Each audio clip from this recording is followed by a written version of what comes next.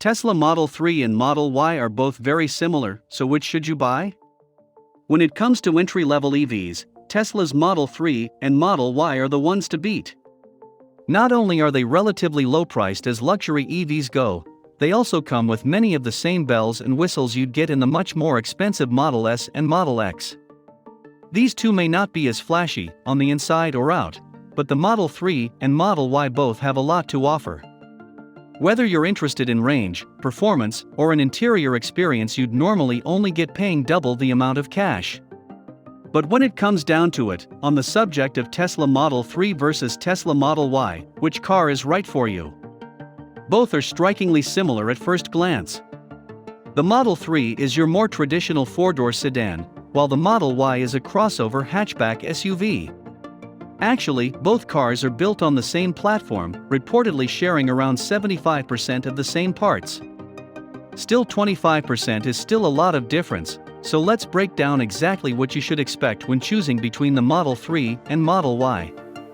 The Tesla Model 3 was once the cheapest car in Tesla's portfolio, and while the single-motor Cybertruck is now technically cheaper, the Model 3 remains an important part of Tesla's portfolio. The latest price hike means the RWD Tesla Model 3 now starts at $44,990. That's the entry-level model that's pretty bare bones compared to other cars in the Tesla lineup. A long-range model can also be picked up for $50,990, and a high-speed performance model for $58,990. The Model Y is a little bit more expensive, as there's no standard model on sale in the US. Instead, Tesla jumps right in at the long-range model, which will cost you $58,990. The performance model costs $63,990. So if you want a Tesla, but want to spend as little as possible, go for the Model 3.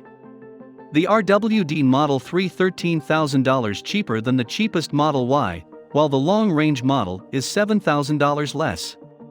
That one has the added bonus of offering noticeably more range.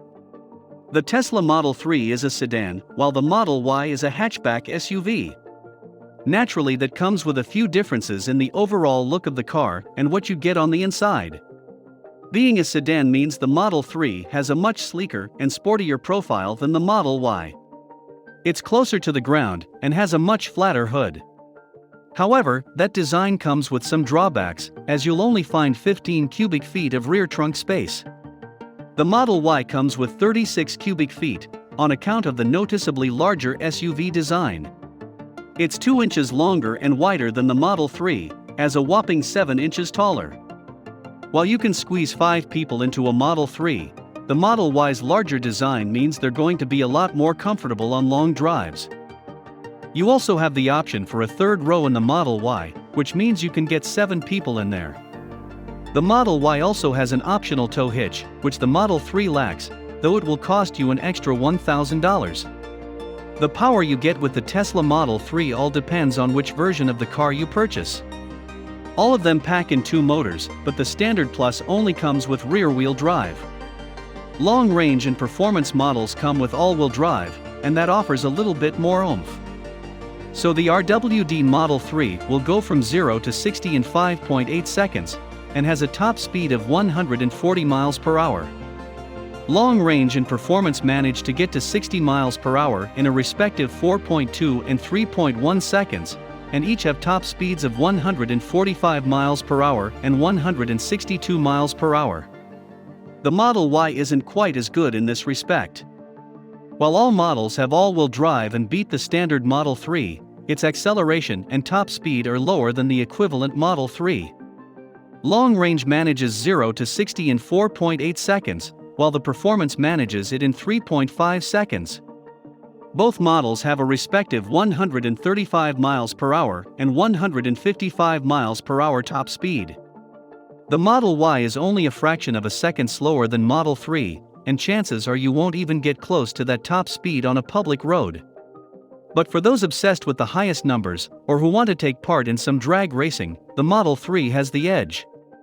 If you pick up a RWD Model 3, you can expect to get 272 miles out of the 52 kilowatt-hours battery.